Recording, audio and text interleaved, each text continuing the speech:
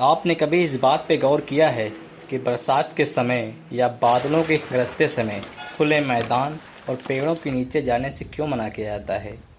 जाहिर सी बात है कि बारिश के समय या बिजली कड़कते समय खुले मैदान या पेड़ों के नीचे बिजली गिरने का संभावना सबसे ज़्यादा बताई जाती है।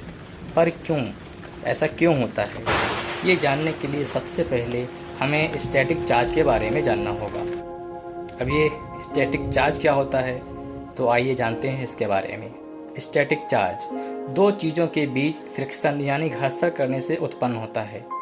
आप लोगों ने बचपन में या अपनी लाइफ में कभी ना कभी कंघी वाला एक्सपेरिमेंट ज़रूर किया होगा, जिससे हम कंघी को अपने सिर या शरीर पर कहीं रगड़ते थे।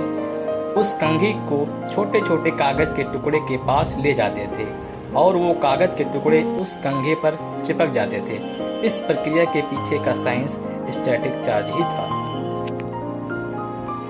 इसमें होता ये है कि जब हम कंघी को सिर या शरीर पर कहीं रगड़ते हैं तो कंघे पर हमारे शरीर या कपड़े से कुछ इलेक्ट्रॉन या कुछ नेगेटिव चार्ज कंघे पर आ जाते हैं और ये कागज़ के टुकड़े जो कि न्यूट्रल होते हैं उनके पॉजिटिव चार्ज को अट्रैक्ट करता है और इस प्रकार कंघी कागज़ के टुकड़े को मैग्नेट की तरह अपने ऊपर चिपका लेता है। इतना जानने के बाद अब हम आते हैं बादलों में बिजली गरजने या बादल कड़कने के पीछे का साइंस। इसको जानने से पहले आप हमारे इस वीडियो को लाइक करें, यूट्यूब चैनल को सब्सक्राइब करें एंड बेल आइकन को प्रेस करें। अब हम आते हैं अपने टॉपिक की तरफ। हम सब जानते हैं कि बादल पानी के भाप बनने और ऊपर उठकर ठंडा होने से बनते हैं।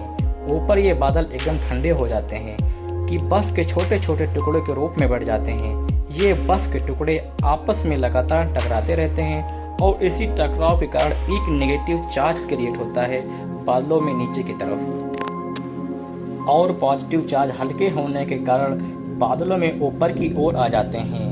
अब बादलों के अंदर ये चार्ज सेपरेट हो जाते हैं। जैसा कि मैंने आपको बताया कि स्टैटिक चार्ज में किसी एक वस्तु पर स्टैटिक नेगेटिव चार्ज क्रिएट हो जाता है, ठीक उसी तरह बादलों में भी स्टैटिक नेगेटिव चार्ज फॉर्म हो जाते हैं।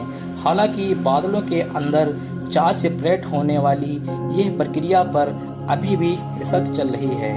मैं आपको बता दूं कि बिजली का चमकना यानी क्लाउड टू ग्राउंड लाइटनिंग, इसे हम साधारण भाषा में बिजली का गिरना भी कहते हैं। इसमें होता यह है कि बादलों का निचला हिस्सा जो कि नेगेटिव चार्ज से भरा हुआ होता है, जमीन में किसी पॉजिटिव चार्ज से अट्रैक्ट होकर लाइटनिंग पोल बनाता है। ये ज़्यादातर आइसोलेटेड पेड़ या खुले मैदान पर होता है, इसीलिए हमें बारिश के टाइम पेड़ों के नीचे या खुले मैदान में जाने से मना किया जाता है।